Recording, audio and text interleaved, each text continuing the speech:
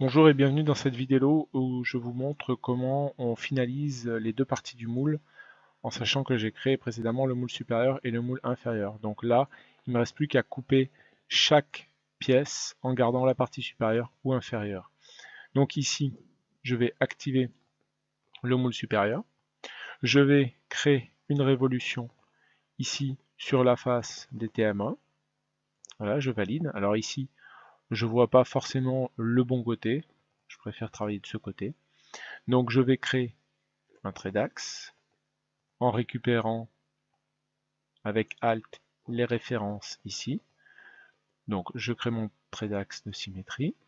Ensuite, je vais sélectionner ligne, je vais appuyer sur Alt en même temps, sélectionner cette surface pour avoir une référence, et je vais commencer ici à couper. Donc là, je descends arbitrairement dans la matière.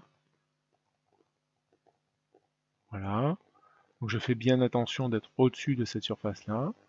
Hop, je descends ici, ici. Et là, je déborde largement pour que ici, quand la révolution se fasse, j'englobe bien toute ma boîte. Voilà, je valide. Là ici, je vois ma surface de révolution qui s'est créée. Je vais enlever de la matière avec cette icône.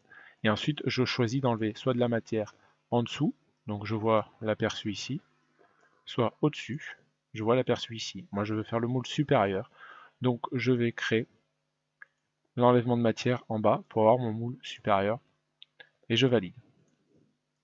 Voilà, je vais réactiver mon assemblage général, cacher mon moule inférieur et je vois mon moule supérieur apparaître.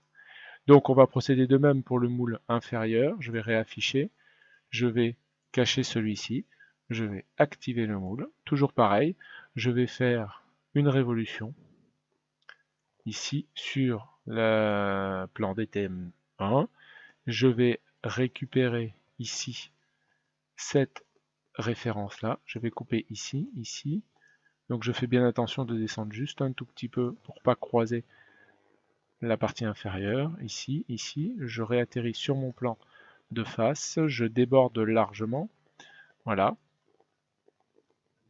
je me retrouve ici, je valide. Alors ici, il me demande un axe, évidemment, puisque j'ai pas créé d'axe de révolution.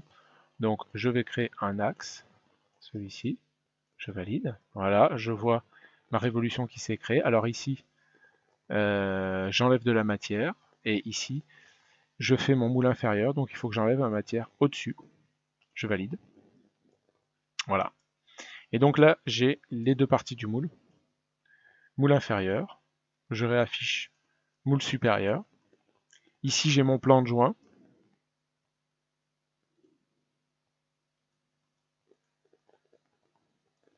Ici. Et alors, ce qui me manque ici, eh bien, c'est de positionner un moule par rapport à l'autre. Alors ici, ça peut se faire soit sur des usinages ici sur les coins, ou soit on peut prolonger un petit peu les pions centraux ici dans le moule supérieur. Donc voilà, ce qui conclut la vidéo de présentation de la fabrication de deux moules à partir d'une empreinte. Merci pour votre attention.